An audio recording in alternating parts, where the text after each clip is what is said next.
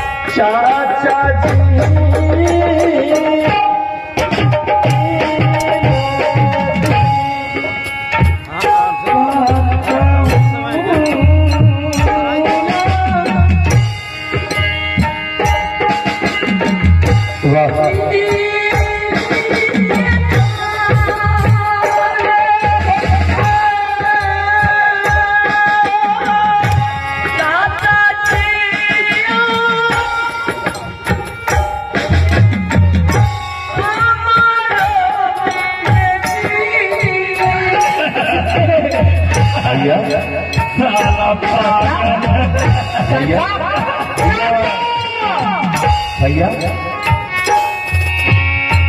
पागल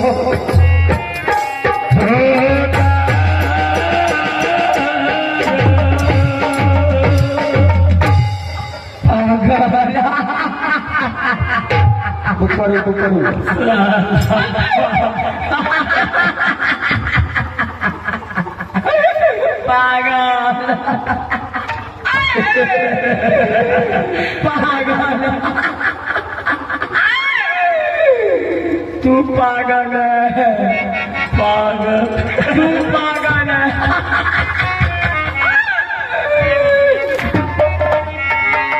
पागल किसको कहता है? तू पागल है, तुम पागल, तू पागल, पागल तू पागल।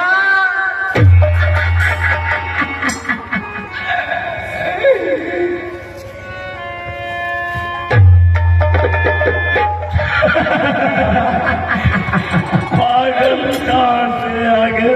दोस्तों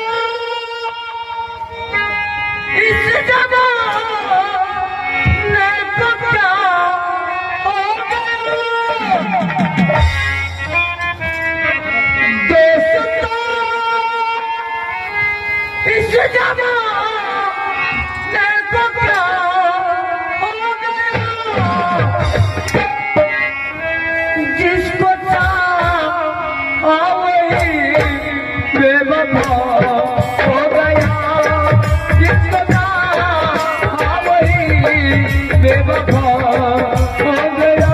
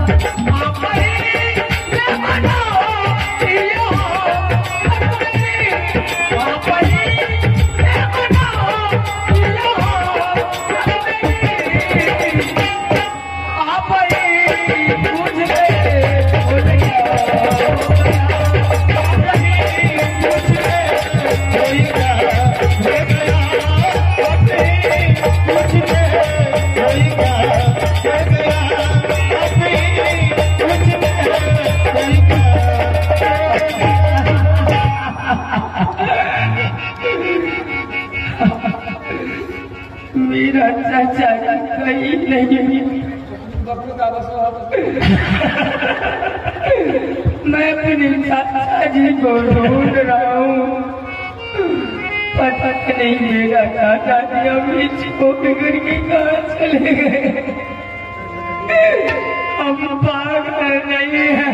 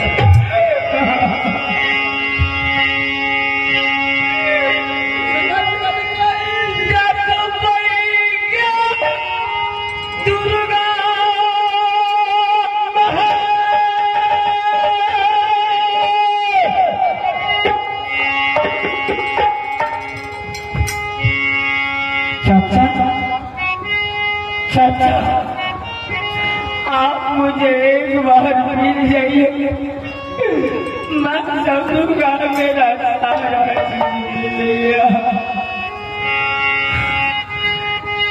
चाचा जी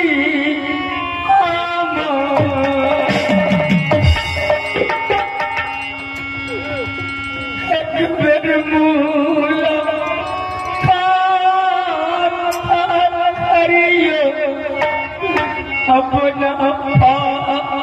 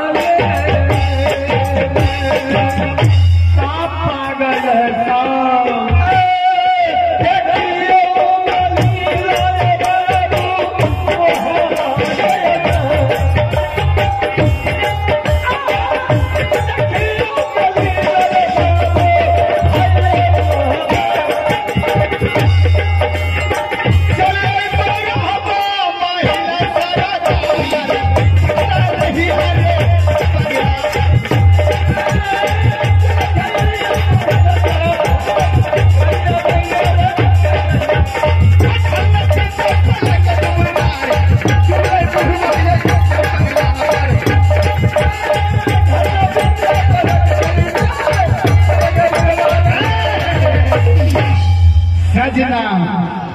आप देखिए साला कल का छपरा रुदल से अपने आप को बहुत बलवान समझता था रुदल सिंह।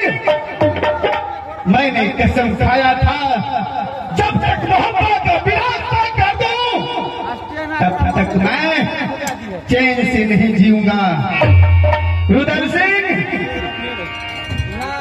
अरे वादा के लिए कसम रे खेलिए। अरे रुदल मोहब्बत के कर दबो हमेरे बिना।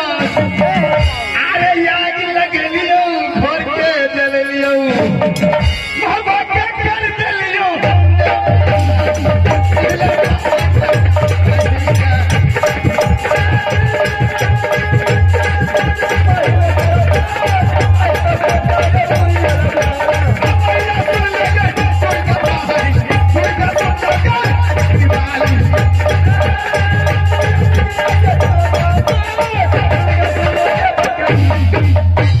अभी यहाँ से मैं अग्नि कुंड के चलता हूँ, क्योंकि अभी तो अल्लाह सिंह पागल बनकर डर डर के ठोकर खा रहा है।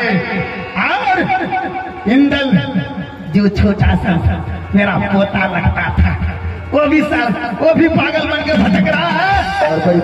अगर इस समय बड़ी बहू भूला, बड़ी बहू सोना अभी घर में अकेली सोई है। बावला बना यहाँ से मैं अग्नि कुंड के चलता हूँ और अग्नि सिंह कर जाकर सही बात बतलाता हूँ।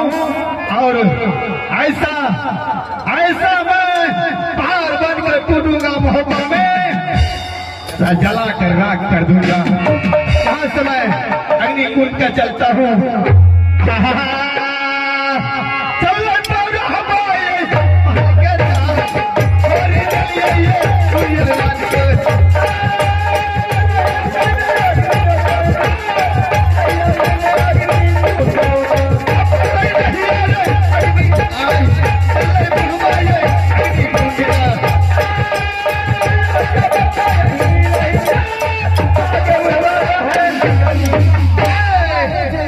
ये भी देखिए अग्नि कुंड में पहुंच चुका हूं। इस समय इस दरबार में कोई नहीं है।